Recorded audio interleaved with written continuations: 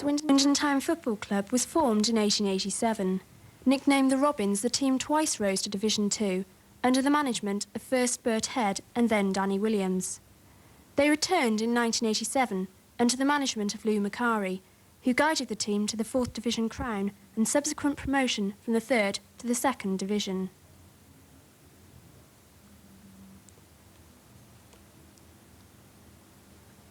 The players are coming over here now. But still, David Bamber pushes it forward. In goes Steve Berrier, Steve White. Steve White with a chance. Here he goes in. It's number 2! Steve White has scored Swindon's second goal. But what factors lead to a successful football club? Should all credit be attributed to the players and their manager? Club chairman Brian Hillier explains. Well, I think any football club, you are very, very dependent on what you actually do on the football field. I think all your off-field activities, however good they may be, at the end of the day, you're dependent on winning football matches. And in our particular case, I think we have to hand it to the manager, who has done an exceptionally good job. And certainly I would give him full credit for what's happened at Swindon over the last 2 years. Having said that, he would probably be the first to admit that the players have responded. And he, at the end of the day, is dependent on what the players do on the football field. But a combination of manager and players, and I think you're always very dependent on getting that side of it right. The Board of Directors oversees the running of the club, which comprises of a number of different areas.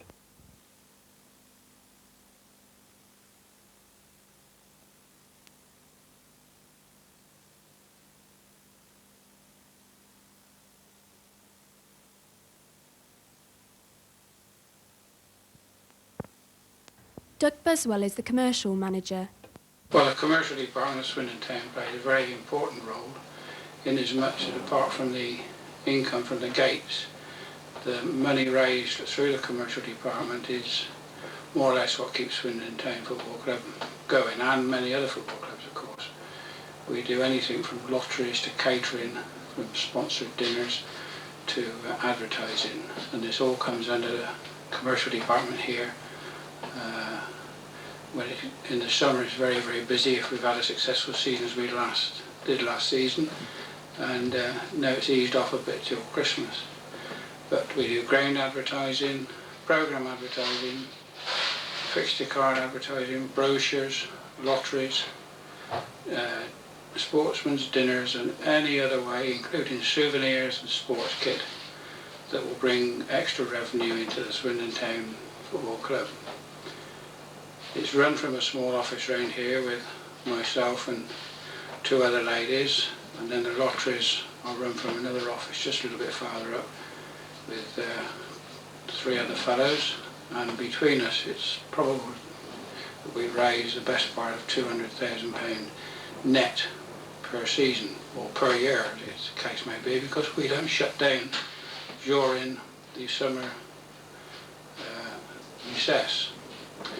We do have some contact with the players, but not as much as some of us would like sometimes. But our main aim is to raise money to keep Swindon Town Football Club going and hopefully get into Division 1.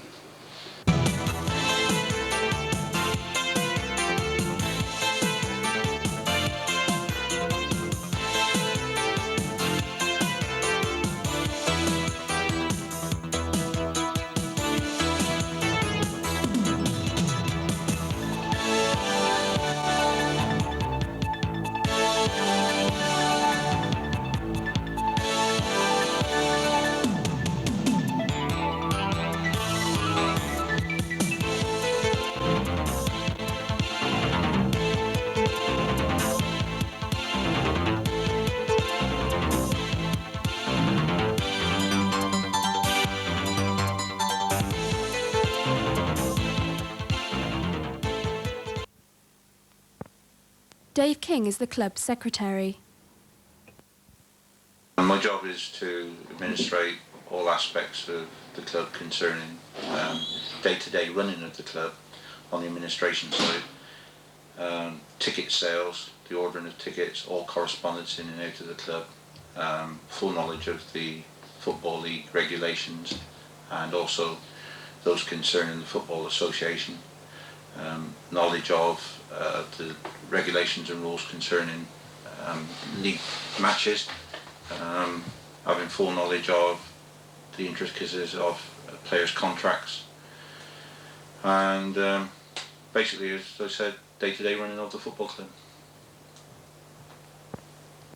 He is also responsible for editing matchday programmes and promotion brochures.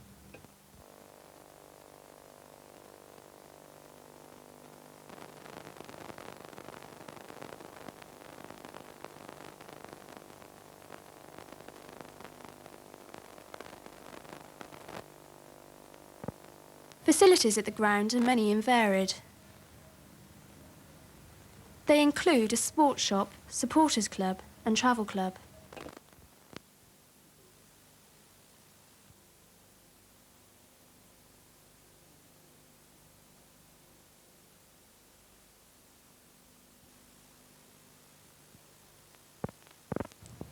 A bookmaker's is another facility offered at the county ground, though it is not owned by the club.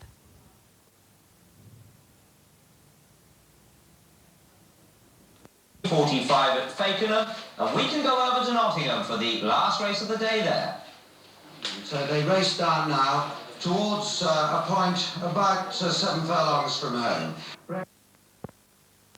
Maintaining the county ground is a year-round task and perhaps the most unglamorous of all, but the club is on show to the public and must be kept in good order, as Mike Hughes explains. On a match day, in the last 18 months we've had a new fire alarm system fitted and emergency lighting, and that has to be tested before each game. So usually a morning before a Saturday game we have to select a fire point, the break glass points, and test one of those to see that the fire alarm's working properly. All the emergency lighting we have to do like a simulated power failure, so if we do have a power cut on a night game, the emergency lights come in automatically. The pitch also has to be kept in pristine condition, and this task is down to groundsman Jeff Warren. The role that a team physiotherapist plays in the football club cannot be underestimated.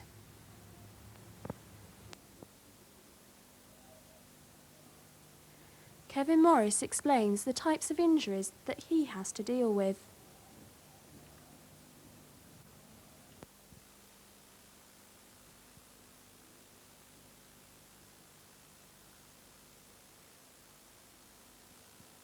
We deal with a broad spectrum of soft tissue injury, ranging from strains, sprains, contusions, and it just depends what's happened. If there's been a reserve game in the week, we might have one of the most common injuries you see in is the ankle, and that can be anything from a 1st-degree sprain, 2nd-degree sprain, or 3rd-degree sprain, and the same applies to the knee. But most of the soft tissue injuries which occur in either the first team, the reserve team and the youth team are treated in here. If there's any complications or x-ray diagnosis to be made, we send that to the PMH. They do the diagnosis for us up there, or club doctor, and then we work a plan of treatment out for the injury, what we're going to do, and it's treated here.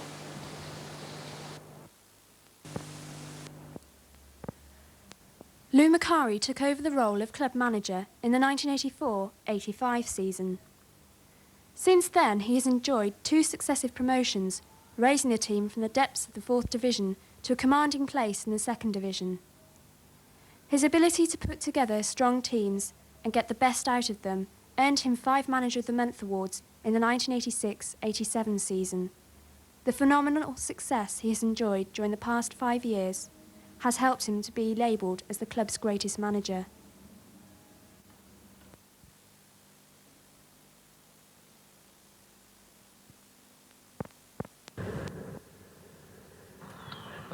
I think every boy needs a father. I think every office needs a manager to obviously look after people. And more away from the football side of it, I'm a great believer in that you need someone at a football club more or less to guide people on the right direction rather than the wrong direction. I think a footballer's always got ability, but he hasn't always got common sense. And my job is I think more so than the football side of it, is to help them as far as their life's concerned, and help them to get ready for a football match and to get ready for being a professional footballer, which isn't as easy as it might sound. All the problems that come with being a footballer, some people can't overcome, and their careers probably end a lot quicker than they should do. There's always money problems, as you probably know yourself in football nowadays. Is some with drink problems, lack of discipline. I think those are the main things as a manager you've got to try and stamp out and get the opposite in, which are good habits, good discipline. Staying away from drink doesn't do any harm. And without any doubt, having a good life at home is one of the main things. So as far as a football manager is concerned, I think that's possibly my main job. Over and above that, getting to know people. Well, the first team obviously for myself is the easiest one to choose. I'm actually operating with the players every day. You can see the ones you think are on good form, the ones that are enjoying their training, and possibly the ones that are ready to play football on a Saturday, which is the end product to a hard week's training. Well, it should be. Going down the scale, which is the reserve team and the youth team, as much involvement as you have with the first team, you can't possibly have the same involvement with the reserve team and the youth team. In saying that, I don't like to miss any of the games. I like to be there as often as possible. But when it comes to the selection of the team, then that's when I hand it down to possibly one or two other people at the club who, that's possibly their department, and I'm not going to interfere in it, except when, as the manager, I think I need to. So I think those three departments are quite clear to give you an idea of what happens. The first team, without a doubt, I've got to pick. The other two teams, I'd like to have an opinion, I would have an opinion, but they're left to somebody else. But what makes a first-team player? Well, I think in any walk of life, and football's no different to what I would call any walk of life, you've got to have the dedication to want to do that job and want to do it better than someone else who's trying to get in your position. A successful businessman is a man who puts a lot of time and a lot of effort and a lot of thought into his work, and possibly more than the up-and-coming youngster who's trying for his job. And it's no different in football. There's people always breathing down your neck. There's people want to take your place, and they will if you become slack, if you couldn't really care that much about your job, and you think that just going out on a Saturday at 3 o'clock is the be-all and end-all of it, which it isn't. There's a lot of dedication as a footballer, and over the years the ones that have short careers are the ones that have possibly abused themselves and not looked after themselves weekly.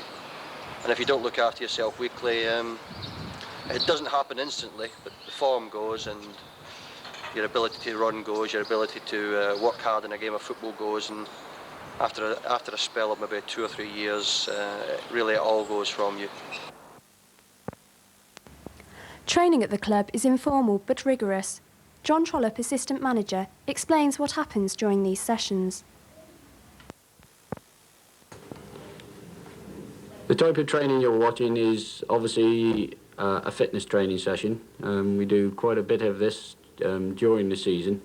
Our game over the last 2.5 years has been based on our fitness, and as you can see, they are working very hard at it. They're trying to obtain a good power running and also a good fitness to maintain a good standard within games.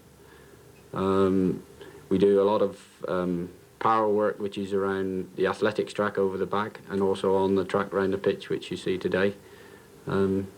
Working on good power for lasting games, and also a lot of short work for obviously being able to go from A to B as quick as you can, up and off the floor, and all those kind of things.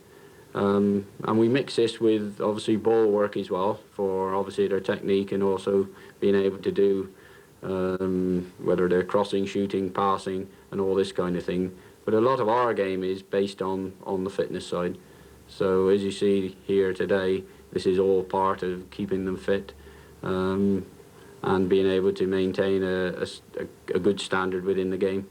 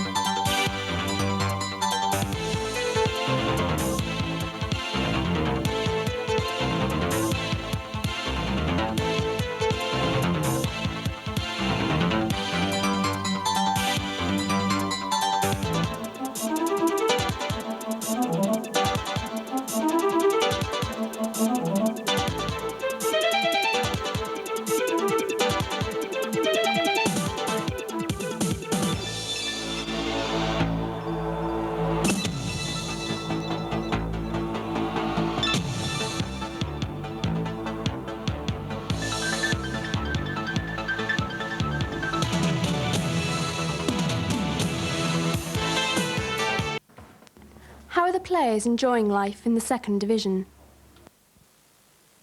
Well, for me personally, it's the highest division I've played in so far. Unlike one or two that have been here before, they've played in the first division. It's a new experience for me, and probably this season's been a learning period for me. Enjoying it. It's great going to big grounds like Villa Park and the main road. Do team members all get on well?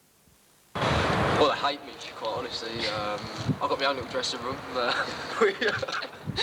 No, seriously, it's a great bunch of lads. We all get on very well. I think the difference at this club probably to others that I've been at is that there's no real big stars here, except me and Jim. And you know, everybody's much, you know, the same. We all have the same problems, and you know, we all do the same work. So I think it brings really the squad closer together. Does Jimmy Quinn prefer playing for the town or playing for his country?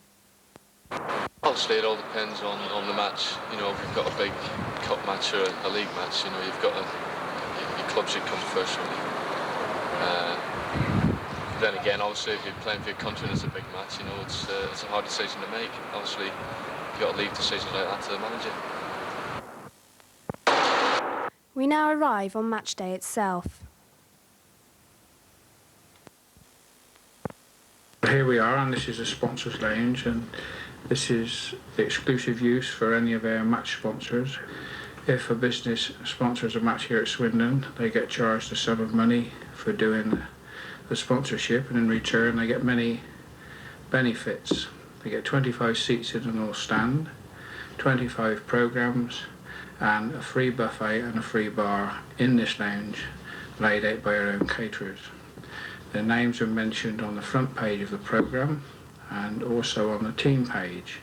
They meet the players and directors of Swindon Town Football Club and also have a memento presented to them in recognition of their sponsorship.